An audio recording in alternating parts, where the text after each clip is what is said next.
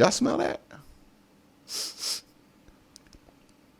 Do you taste it? Do y'all know what time it is? Finally, the NFL has come back to the field. I don't know how to finish that up. Welcome to QnA, the show where I take your questions from YouTube, Twitter, and everywhere in between there to answer your questions in video format. NFL's back. There's going to be a game today. This should go up on Thursday, the start of the NFL season. If it does not go up on Thursday, well, that's just going to be incredibly awkward. So just bear with me on that one. But yes, the NFL season is going to kick off. It's underway. We're hours away, not days, hours away from seeing NFL football. And then in a few days, the Browns are going to take on the Kansas City Chiefs. It's a huge game, a huge moment, a huge test for this newly restructured defense. And that being the case, well, there were just a ton of questions about this defense in this week's Q&A. So let's just jump into it, get into these questions because you guys had a lot to ask about. And the first question is from Huge Bulk Guy CB1. It's an interesting name, who says, how does our defense as of now stack up against Kansas City? Do you see the Browns getting multiple sacks in this game? They better get multiple sacks. I mean, it would be pretty bad if they only got one sack for the entire game. That would be the recipe of a blowout, right? If the Browns don't get any more than one sack. But I think what would be a better kind of through line for that is, will Myles Garrett get multiple sacks, right? I think that's going to be a barometer of success for this team is Myles Garrett and his ability to get to the quarterback. If he's able to get to the quarterback consistently, if he's able to throw Patrick Mahomes off, if he's able to chase him down, stop some of that improvising, then you have a chance. Then you have an ability to get that team off the field and build up a lead, hopefully. That's going to be the Browns' biggest hope when it comes to Kansas City and how they stack up. They have a freak. They have multiple freaks on their team, right? They have Travis Kelce. They got, Tyreek Hill, and they got Patrick Mahomes. Those are three freaks. Well, the Browns got Myles Garrett.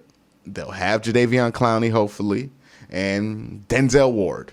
So throw your freaks at their freaks and hope your freaks are a little bit more freakish than their freaks. It's going to be a freak show on Sunday when the Browns play Kansas City. The next question comes from Sam Franklin, who says, which defensive player not named Myles Garrett, Clowney, or Denzel Ward will have the most impact in our Week 1 matchup versus Kansas City?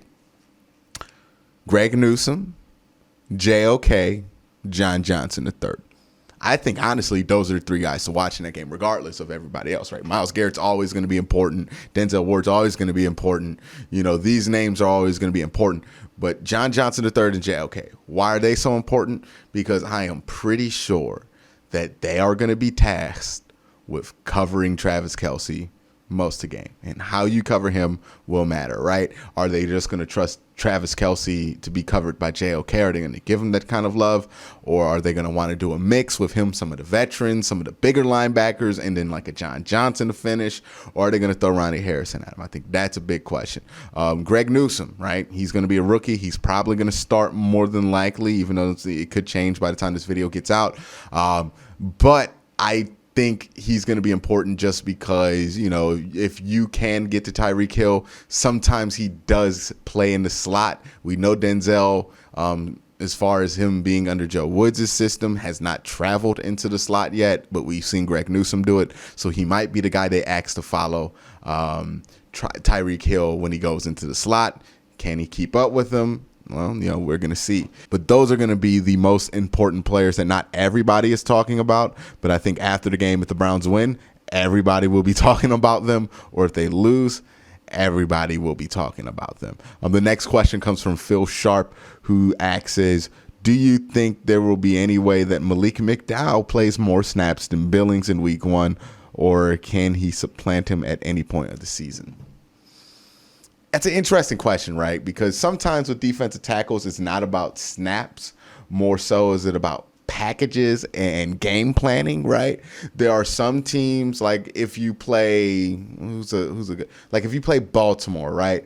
You might not want to put Malik McDowell out there just because you want to be bigger on the defensive line. Now, the big question with Andrew Billings is he going to be in shape? Is he going to be ready to do what his job is, which is to hold his ground on them double teams? He ain't done it all preseason. So if he can't do that, then yeah, Malik McDowell is going to play more snaps, just because it's better to have Malik McDowell or Jordan Elliott or anybody else out there if they're capable of executing and doing their job than having Andrew Billings out there just because he's big if he's not executing what he's asked to do well. So that's going to be something to watch there. I would hope Andrew Billings just shows up versus Kansas City and we don't have to worry about that, because I do think that's truly better for the team and the defense if he can hold his own, because again, up the middle runs, terrible defense against last year, terrible in the preseason. I really want that to be plugged, and I think a bigger player is the best way to plug it. So I really hope that it works out and he flips a switch. But if not, I would just put McDowell in there and just, adjust accordingly and just be a little lighter on the defensive line. Next question comes from EJ, who says, do you think JOK will get starting snaps in the Chiefs game? It depends on how much they trust him in coverage. If they think he can go one-on-one with a Travis Kelce, yeah, he'll play all the snaps, right? Because if he can go one-on-one and keep up with him, he's going to be on the field all the time, because you have literally like no better option than JOK if he can do it. I'm interested to see if he can do it. I'm wondering if they're going to let him see if he can do it, right? I think there's part of this that they want to build on confidence. I don't know. I would just say unleash him, let him go man on man and kind of play athletic with him. I think he can. I don't know if he's going to shut down Travis Kelce. I don't think that's possible, but I do think he can do a good enough job against Travis Kelce to where he can hold his own and not have Travis do what he did against the Bills, which is just demolish them. The next question comes from CT, who says, what do you think will happen if Browns fans, if they win week 1, or if they do something crazy like start 4-5-0, or if the reverse happens and they lose week 1, do you think people will jump off the hype train till we win in week 2? I don't think so. I don't think people are going into this game really expecting the Cleveland Browns to win, even like the majority of Browns fans. Like, you want the Browns to win, but I don't know if a lot of people think they're going to win, right? This is a tall task, right? You got a secondary that's trying to get, snaps together for the first time. You got a new defense out there as well, on top of the new secondary that you have out there. And then you're playing Kansas City on the road to open the season. Like, this is a lot of cards stacked up against you if you're the Cleveland Browns. So I don't think a lot of people will be that upset if the Browns lose this game. I think if they play a close game and lose, I don't think that many people are going to have a huge issue with it. It won't be great to lose a game like that, right? Because that could have repercussions down the line, especially if the Browns play to their potential. But I don't think people are going to change their opinion radically if the Browns don't beat Kansas City. I don't think a lot's riding on that. I don't think a lot of people are expecting that. The only thing that's really going to significantly change expectations is a blowout in either direction, right? If Kansas City blows out the Cleveland Browns, that's going to make people reconsider. And if the Browns blow out Kansas City, ooh, baby, we're going to be in for some goofiness. So strap yourself in if that happens, because we're going to hear all the goofy about the Browns one way or the other. But yeah, I think that's the only way that gets changed. Like, a loss in itself, I don't think it's going to be something that people are going to be like, oh, the Browns are terrible because they lost to Kansas City.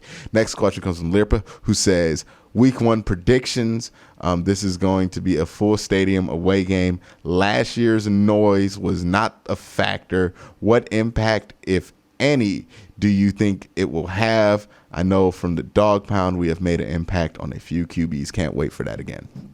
This is interesting, right? Because yes, there were fans last year. I think Kansas City had the most fans. I think at their peak they had like 25 or 20,000 fans. And that's a nice amount for a basketball arena, but for a football stadium or anything outdoors, the general number to have a real home field advantage to where you can kind of make enough noise to make it hard to hear on the line of scrimmage is about 30,000 fans. I think you need about that amount of fans to make some real noise in order to cause like a timeout. Like, I think that's the limit. Nobody had that last year. So this is going to be the Browns' first time with this offense in that kind of an atmosphere with that kind of energy. And the one thing I'm interested to see, right, it's going to be a huge game. It's going to be a national game. The crowd's going to be crazy. And, you know, I want to see if the poise we saw from this team last year carries over, because I do think it's easier to maintain your poise when there's not a lot of noise on the sidelines. There's not a lot of noise coming from the stands.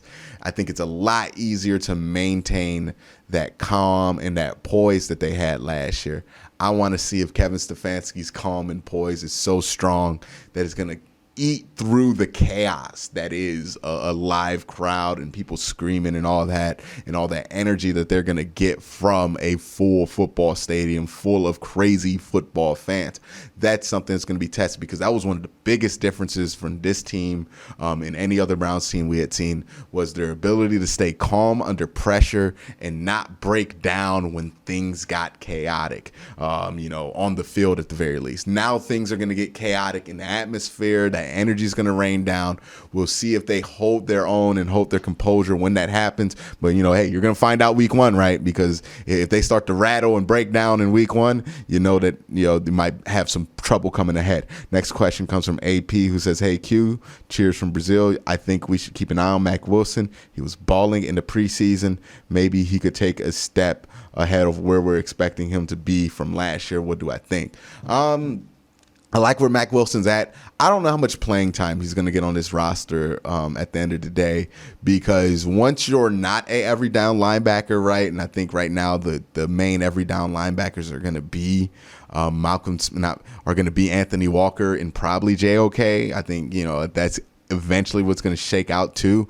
And then you have specialty guys after that. And right now, he's not a better pass defender than Malcolm Smith, who's going to be the main, third down linebacker. And he's not a better run defender than Sione Takitaki, which puts him in a weird place, because if he were a 3-down linebacker, it wouldn't matter because he's balanced. But since he's not better in one area than any of those two guys, it's going to be hard for him to see time in special packages, right? If you're going to dial up a blitz package for a linebacker, it's going to be for JOK. If you're going to dial up a coverage package for a linebacker, it's going to be either JOK or Malcolm Smith. If you're going to dial up a run-stopping package, it's going to only really be for Sione Takitaki and maybe Anthony Walker. You wouldn't draw up any specific packages from Mac Wilson, just because there's not one specific thing that he does at a extremely high level. He just does a lot of things relatively well, and he's pretty athletic, which makes him able to be out there. Now, if Sione Takitaki has like terrible issues in coverage and he becomes a liability and you can't even get his run-stopping ability on the field anymore because teams are poking at his inability to cover, then that can be how Mac Wilson can see the field. Next question comes from Big Red Bets, who says, "What do you expect from the tight ends this year? I know they'll play a major role in the offense, in the run game, but will we see them more involved in the passing game this season?" I don't think so. I think it's going to probably be the same that you saw them, at least for most of the offense, right? I think you're probably going to see more of an emphasis on getting the ball to Odell and Jarvis, just because this offense doesn't need more ways to get 5 or 10 yards. They have plenty of ways to get 5 or 10 yards. They need more ways to get 40 yards or 50 yards or 60 yards, and that's going to involve, Odell and Jarvis more, Donovan Peoples-Jones more, and then maybe David Njoku more. Sometimes it's going to involve Austin Hooper on certain play action snaps, but I think that's really where the Browns need to take the next step. We know that this team can get 5, 10 yards and dink and dunk you like anybody's business with the run game and the yak guys that they have here. Now we need to kind of expand that into some more explosiveness for this offense, and I think that's where you'll see the growth. So I don't know if that means you'll see more touches for the tight ends. I honestly don't think that's going to be the case, but that's just my opinion. Let me know your opinion down in the comment section below. Again, guys, thank you for watching. Thank you for asking these questions. Have a great day. Have a good night.